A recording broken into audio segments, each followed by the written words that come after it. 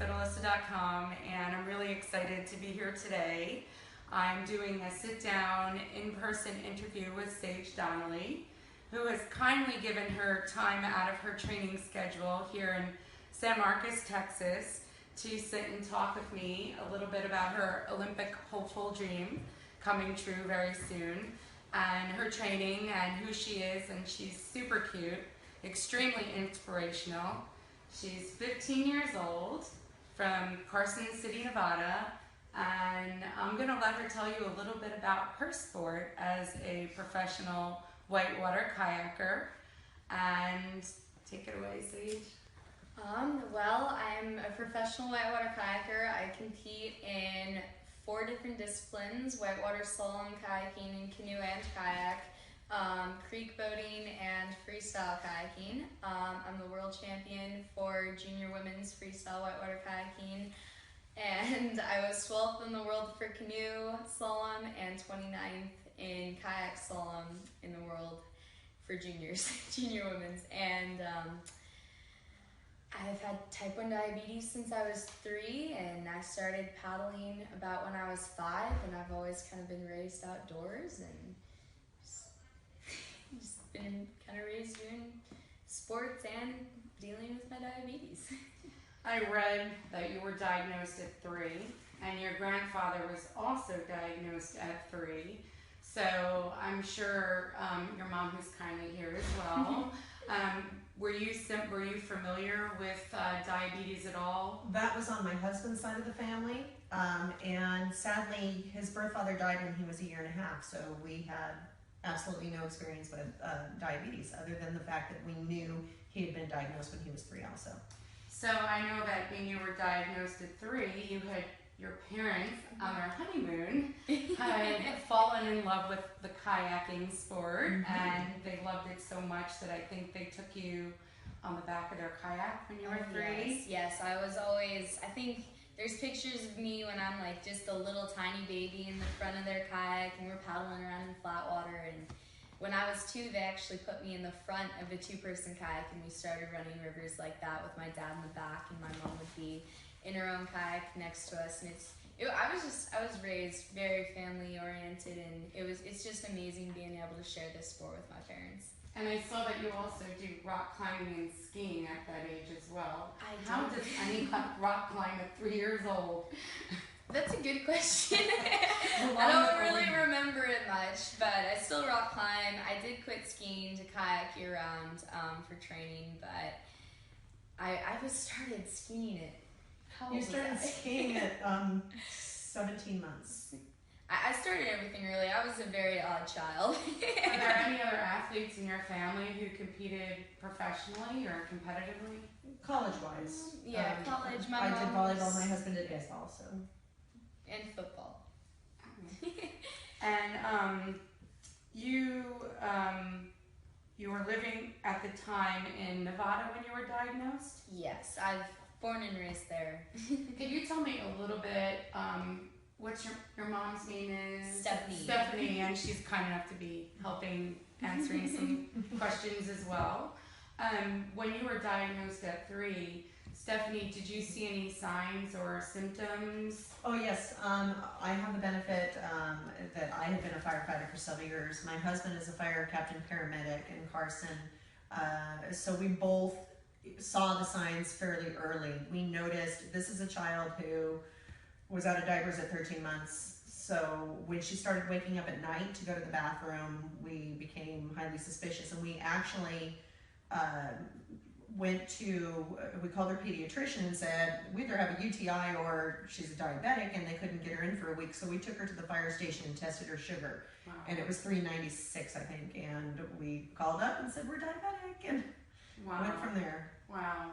And did you know like what to do, or what kind of treatment did you get her initially? There's that initial, you stay in the hospital and get your classes. We were both good with needles, was our only part. And we understood a lot about nutrition. We were already vegetarian. She was born a vegetarian and has remained that way, though she has the choice at any time. And we're very into organic food, and So for us, we're always very aware of our bodies. And one of the things we tried to do once she was diagnosed was still try and find the positive, and it made us actually become healthier and more aware, because now we were counting the carbohydrates and looking at every form of food and basing it on protein and how much to balance that out in order to not raise her too much or dump her too much. Did you ever feel like there was a misdiagnosis, or do you feel like you had the right medical care and they caught it on time? Oh yeah, we caught it very quickly actually. I think we were actually driving home from a river trip and I started going to the bathroom a lot, and it was 3 days. The drive home was 3 days. We got straight into my dad's fire station, went straight to the ER and got everything handled. And I mean, from what I can remember, which isn't too much, but it went smoothly, and I actually was on a pump, I think a month after I was diagnosed. And what was it, the Animus pump? yes, the Animus One Touch, well, I think it was the One Touch being back then. It was. Are you still on an Animus pump? I am. Can you show it to us? I can. Animus, is they one of your sponsors too, right? Yes, I have my Animus One Touch Ping, and it's actually pretty amazing because it's waterproof. So I don't have to take, well, it's water resistant, but I don't have to take it off while kayaking, which has been amazing to help control my blood sugars, and it's so helpful. How did you find the right balance and the right dietary regimen, being you were active in sports and interested in kayaking at 3, and then shortly thereafter on a pump? How did they find the right balance for you so that you were able to start beginning in sports? Well, I've always been an oddball in my office. Like, they really don't know what to do with me. They're not very used to having athletes at all. So I'm not really sure. I think we kind of we were really managing it a lot on our own when I was younger, and we still are. I mean, I'm on the continuous glucose monitor now, so that helps a lot with knowing, oh, I'm doing this workout, and at this point of the workout, I start dropping. So now when I'm older, that we've really started to pay more attention to like the little things. But back then, I mean, I wasn't doing crazy training. I was just a kid out having fun. I read that you travel in a van a good majority of the time all over the country with your 5 dogs, and I know you have, 6 pet snakes back at home too? And I guess they don't come along for the ride. They do not. So I am so curious to know, 1, how did your parents decide to begin your journey in a van? What's it like? And how do you get all your medical supplies stored and maintained when you travel all over the place? Because that is a big nuisance. Oh yeah. And where do you use the facility to clean and keep everything if you're in a van most of the time? Well, I mean, it's a van conversion. So it has a 2-burner stove, a sink, a toilet, and it has cupboards everywhere. So I'm set for storage. I have my normal stock of about a month, and when we get close to that month point, we actually contact my catheter company for my pump and the continuous glucose monitor company, and say, okay, we need to actually change the shipping address to wherever we happen to be, which can be a lot of phone time, but it works out. And then we started traveling in a van once a month when I was about, I think 3, right before I was diagnosed. We actually got the van, and for a year, we just go around in the summer and just have fun, kayak, rock climb, just kind of our family time, really. And then about when I was 9, I started competing when I was 7, and so the month trips suddenly became competitions instead of just traveling. And then when I was 9, it turned into 2 months, and now for the past few years after I've become international age now, so I can make the national teams for my kayaking disciplines. So we travel everywhere now for training, just especially in the winter, because we have to find warm weather because we're in Nevada in the mountains and it's cold. So we're traveling just nonstop just for training, and then competitions, of course, and it's actually very fun. And my dad, he's pretty set. He's a fire captain, so he can take a lot of time off, and then he actually flies in and out for my bigger competitions if he can't get the time off. So it's a really amazing life. I love it. Where are some of the places you train? How did you find a coach? And where's your favorite place to train? Well, favorite place, man, I would have to say I really loved going to Germany. I wasn't there I was kind of there for training. I went for a race, but you get a week of training before the race. And then I loved going to Brazil. That was absolutely incredible. But as for coaching, I have my U.S. national team coach, and he lives in D.C., and I usually see him at my bigger races. So junior team trials, he's at world championships. And then I also had a Spanish coach who trained the Colorado team that I was on, because that's the closest team to me. And I would meet him for training camps, and I would see him every year when I went to Colorado, and then he would come to some of the smaller races in Europe, and we'd all travel together. But he actually is coaching the Brazilian Olympic team now, so hopefully he'll be back afterward.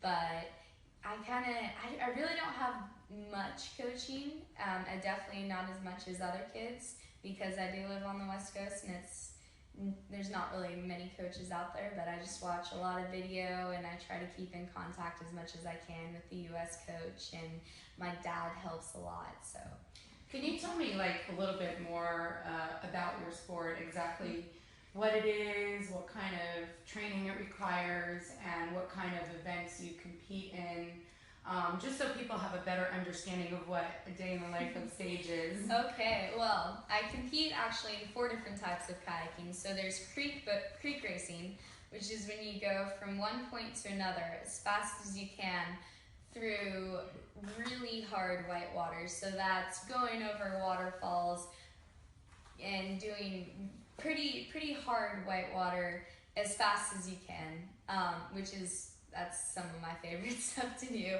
It's definitely the adrenaline side. And then there's freestyle kayaking, which it's kind of like gymnastics in the water, actually, where we have what we call a wave or a hole, and it's a feature in the water. It's generally where you have a drop in the whitewater rapids, and it's a spot where a bunch of the whitewater kind of stalls, and you can put your kayak on it and stay in place, actually, and kind of surf back and forth. It's like an ocean wave, but it stays in place. It doesn't move towards shore or anything.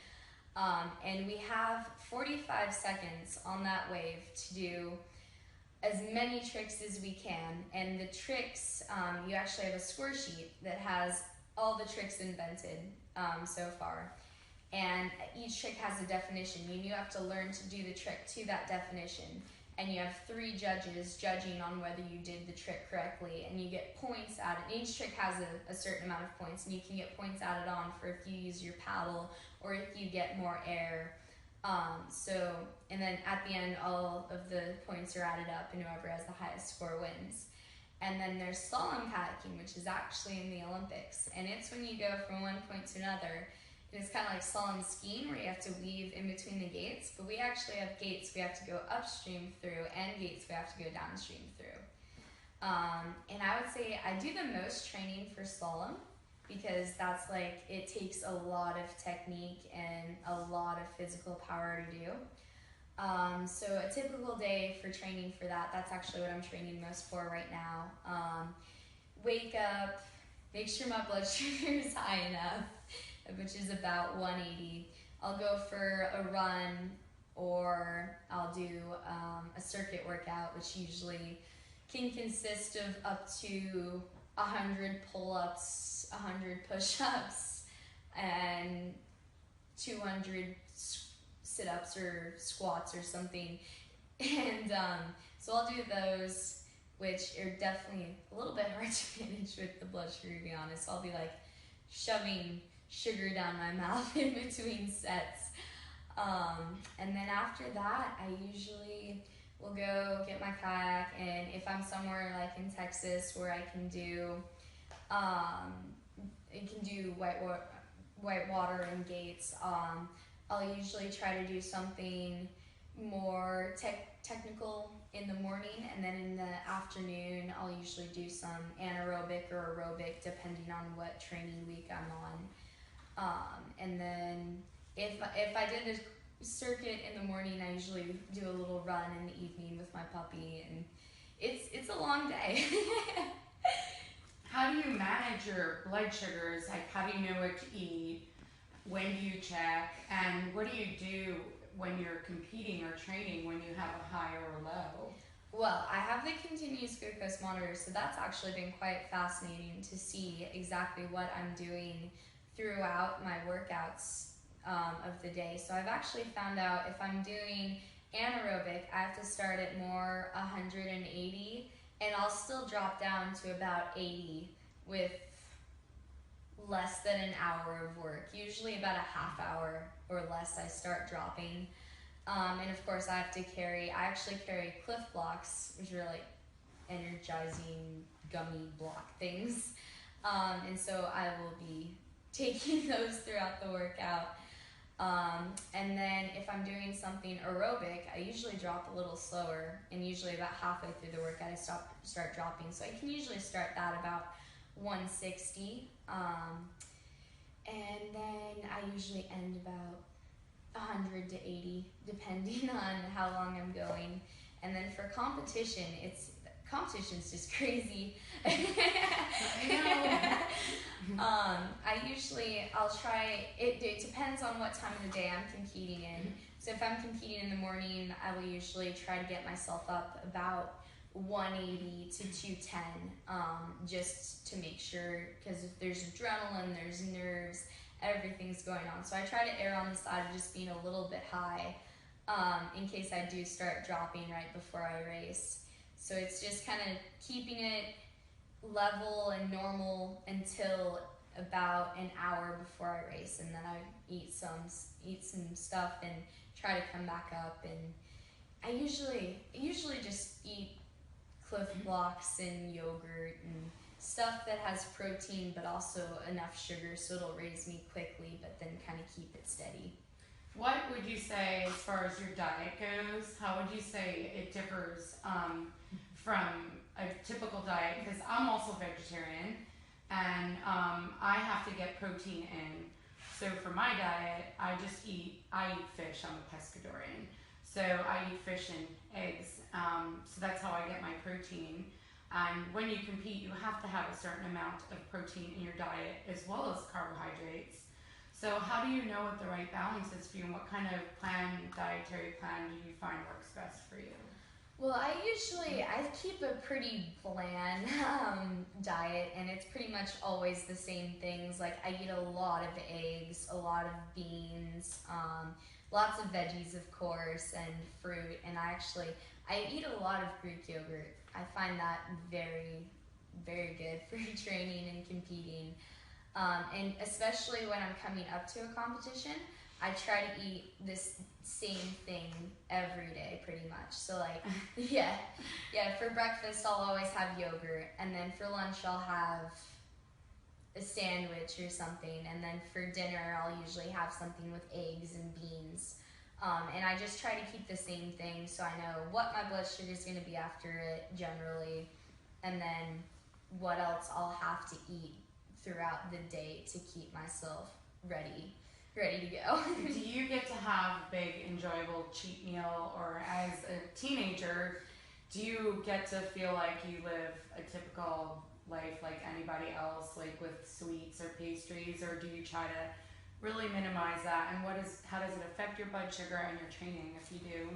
Well, I will say I do have, I don't really stick to I mean, I eat healthy, but I do have sweets and gluten. I'm gluten-free. I have celiac disease, so gluten-free pastries if we find a bakery, because that's a big deal. That doesn't happen often. But I've actually found it really doesn't affect my training, because I'm just going all day, so I can burn it off pretty quickly. And then as for blood sugar, I usually try to do it, I either give myself insulin before eating it, of course, and that really helps not spike me. And then if if my blood sugar is already high, I usually try not to eat it, or I will eat it when I'm low and then go work out or something. Now you said you're on a CGM. Which CGM are you on? I was gonna say.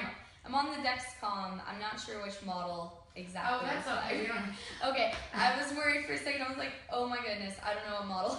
No, I'm on the G4 right now, but I'm gonna be on the G5 soon. You're on the Nice. G4 stage. Yeah, I'm on Yeah. the G4, yeah. So how do you feel that when you told me you went on a CGM, it's helped you? I'm a really big believer now. Like the CGM is part of my life. It It's is like definitely. life changing. Yes. And I know for somebody who was so hesitant about going on it, and we discussed, like anything else, it's, a challenge to have to wear something in addition to something else. But what do you think as an athlete the benefits are for you being on Dexcom, and how does it help? It's helped with everything. Just being able to constantly see where you are and what you're doing, if you're going up or down, and seeing what foods affect you and how they affect you and how quickly, and what workouts affect you and how quickly they make you drop. It's helped tremendously. And then, it's so convenient. You just look down and it's like, oh, I'm this right now. Awesome. And it's just helped a lot. And of course, having the pump has been very convenient as well, because I'm like, oh, I'm 130 going up and I just ate. I'm gonna give myself like half a unit or something. And that's all of it put together has just really helped. And actually, I had about a month and a half when I was in Canada, and my CGM broke. Like my receiver stopped working, and they wouldn't ship to Canada, and so we had to ship it to my house, where my dad was gonna fly there, but he wasn't flying to see us for a month. And so I was a month without it, and I did not know what to do. It was awful. I felt naked almost. I was just like, I have to check my sugar, I have to prick my finger, and during a workout even, I would feel like, oh, I think I'm dropping, but I really don't want to stop my workout, and this just sucks, and yeah. For me, it's helped me. First of all, I now know when my blood sugar is dropping and what the feeling is like, and I also know what it feels like to be high. Mm-hmm. And like this morning, I didn't work out. Today's my day off from working out, and the days I don't work out, my blood sugars are completely different than the days that I work out. Oh, so yes. I have different variants in how I need to work with it. So today I was dropping low, and I knew I had to go somewhere. So I took a little bit less insulin, and I'm able to modify, and then I'll just correct for later on. Exactly. So for me, like I know, I always feel now, like you said, when you exercise and you don't have it, it's like I use it before I lift or I do cardio to know whether I need to eat, not eat, Yes. take less insulin. I have a ratio that I follow, this amount for exercise, this amount for not. So I know for me, it's been absolutely life-changing. So it's hard to imagine life without it anymore. Exactly. But another question I have about that is, what do you do when you compete? As far as your insulin pump goes and your Dexcom, where do you keep everything, and how do you compete so that it doesn't get damaged while you're competing? Well, I do have the water-resistant pump, so I can wear my pump when I'm paddling, and I usually wear board shorts, so those generally have pockets, and if I'm not wearing those, I actually have this really cool company. They're called Swoop, and they make sports bras with pockets. And my pump fits perfectly in their pocket, and I can do handstands and cartwheels, and my pump doesn't fall out. You need to tell me which one that is. I could benefit from that one. Oh yeah, they're amazing. They're absolutely awesome. And you can put your phone in there too, and they're actually pretty cool. You can put your receiver there too. My receiver lives there when I'm working out. So I usually use those, and I'll just put my pump there and put my gear over it, and I can barely feel it. It's out of the way, and then if I do need it, I can just, I need to give myself insulin. I need to turn my basal off. I need to correct for this, and so that's where I keep that. And then I also have a dry bag. where I put my CGM and I put some stuff in case I get low, and that's always either on shore right next to me or in my kayak, depending on what I'm doing.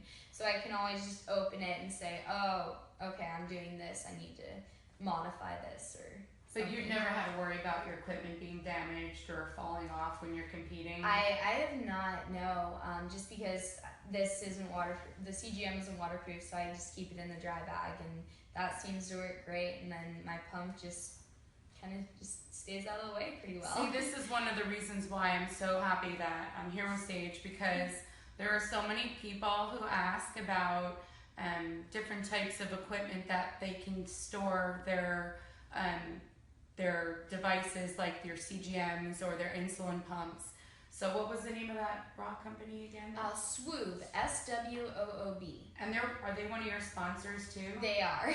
Tell them, now that we're on sponsors, because I'm going to jump all over the place, who are some of your sponsors and how they help supplement some of your costs and fees? Because I'm sure it's probably very expensive in your sport. It gets very expensive, especially with all the slalom kayaking going on, because that's actually what I travel for most. But Animus insulin pumps actually sponsors me, and so they give me a pump every year, and that's helped incredibly. And they also give me the catheters, which has helped tremendously. It's so much less stressful.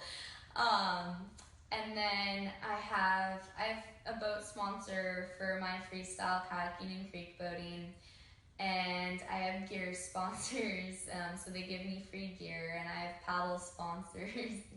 I have pretty much every gear sponsor I need, and they help me with equipment, and hopefully soon I can start getting some funds. But as of now, I mean, I just started competing in world competitions, so usually the funds start coming a little bit later. So do you have to fund all of your competitions and all of your trips? And I'm sure that gets really expensive. Well, I mean, I am lucky. My parents are extremely loving. I was going to say, you better not say loving. Well, no. No, but they help with everything, and I've started fundraising a lot, and I've gotten some companies to help me with that, which has been tremendously helpful. Like, I have my local Subaru, Michael Hull Subaru dealer, there's the word, helping me this year. And then I actually have a law firm in California who's helped me, and it's just finding donations throughout the year, trying to. Including myself, admire you, and you're just so inspirational, especially to teenagers and children. I would like to know if people are interested in getting into your sport, what's your advice, and how can you advise them to start? Well, I would say look and see if you do live near a river, look up online and see if there's any local club or even a kayak shop, because usually the kayak shops, they'll have classes that they put on. And then if that doesn't happen, try to see if there's any local kayakers and try to connect with them. And it's a very tight-knit community, so if you're new to the sport, I guarantee everyone will be like, oh, come paddling with us.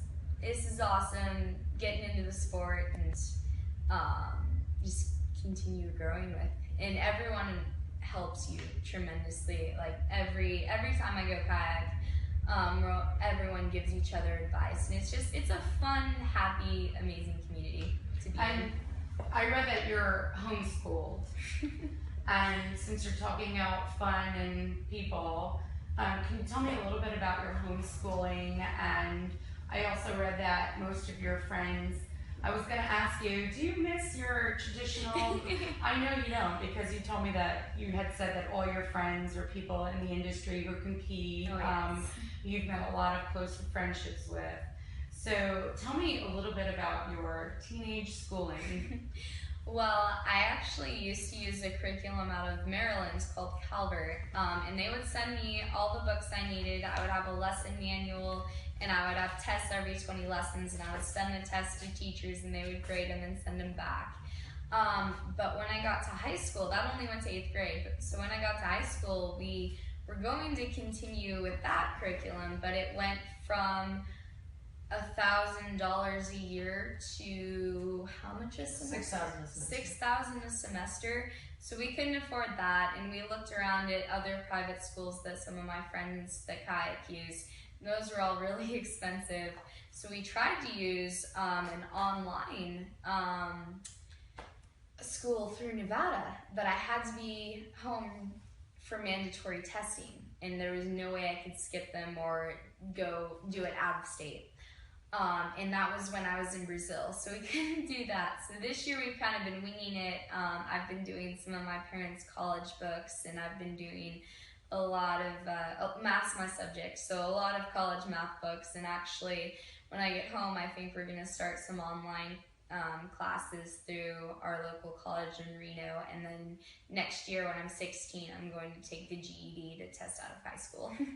Do you have any hopes on going to college, or do you prefer to just continue in your Olympic career? Actually, I'm planning to not even think about college until after the 2020 Olympics, because that's like my big hopeful year. And then once I get home from that, I actually really enjoy photography. So I'm hoping I can do something with that. And then I also love coaching. So I'm hoping eventually I can do something like my Spanish coach is doing, which is going to different countries and coaching people there, which I think that would be pretty incredible to do.